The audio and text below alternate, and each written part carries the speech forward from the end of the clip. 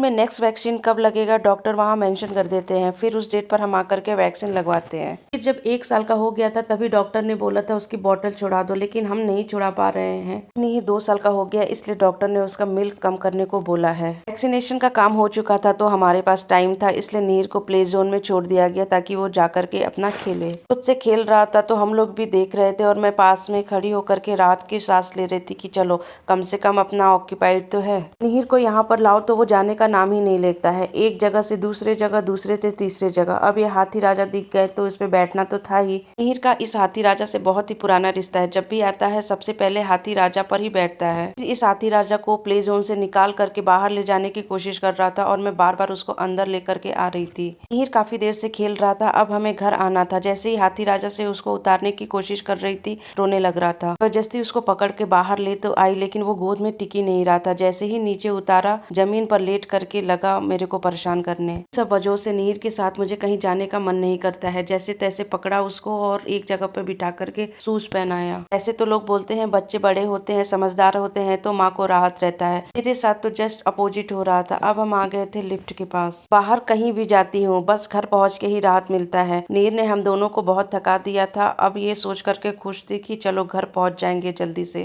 नीर को कभी कभी देख के ऐसा लगता है कि कितना भोला है, लेकिन कितना भोला है ये बस हम दोनों को ही पता है। भोले चेहरे का खुराफाती दिमाग चलता रहता है कि कुछ नया मिले और मैं उस पर एक्सपेरिमेंट करूं। अब हम फाइनली अपनी स्कूटी के पास पहुंच गए। फाइल और पर्स को डिक्की में रखने के बाद से नीर के पापा ने अपना हेलमेट लगाया क्योंकि सेफ्टी भी बहुत जरूरी है। उसके बाद से मैंने नीर को उनके पीछे बैठा दिया और खुद बैठ गई और निकल गए हम लोग। जब निकले थे तो थोड़ा उजाला था, अब जो है एकदम से अंधेरा हो चुका है।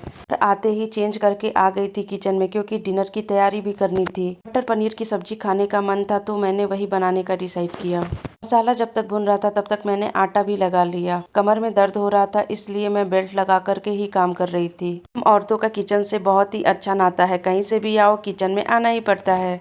मसाला मेरा भुन चुका था और टमाटर जो डाला था वो भी बहुत अच्छे से गल गया था। कमर में दर्द होता है तो बस ऐसा लगता है कि काम फटाफट से हो जाए और मैं जल्दी से जाकर के बैठ जाऊं। सब्जी मेरी बन के तैयार हो गई थी। लास्ट में मैंने डाला धनिया का पत्ती और ढक दिया। अब थी बारी रोटी बनाने की। जैसे ही पहली रोटी फुलाने की कोशिश की नहीं फूली। जब तक रोटी फूलती नहीं है तब तक रोटी बनाने का मजा ही नहीं आता। मैंने सोचा कि चलो पहली नहीं फूली तो दूसरी तो फूली जाएगी। लोग फूलते हैं तो अच्छा नहीं लगता है लेकिन रोटी फूलती है तो बहुत अच्छा लगता है। पहली रोटी नहीं फूली थी, बाकी मेरी सारी रोटियां फूली थी। गोल गोल फूली फूली रोटियां बन चुकी थी। बट जैसे ही सब्जी को देखा मेरा चावल खाने का भी मन हो गया तो मैंने चावल भी चढ़ा दिया। चावल जैसे ही बन गया मैंने थाली लगाना शुरू किया। हस्बैंड भी नीचे हॉल में आ गए थे। फटाफट से मैंने दोनों के लिए खाना निकाला और फिर आ गई हॉल में खाने के लिए।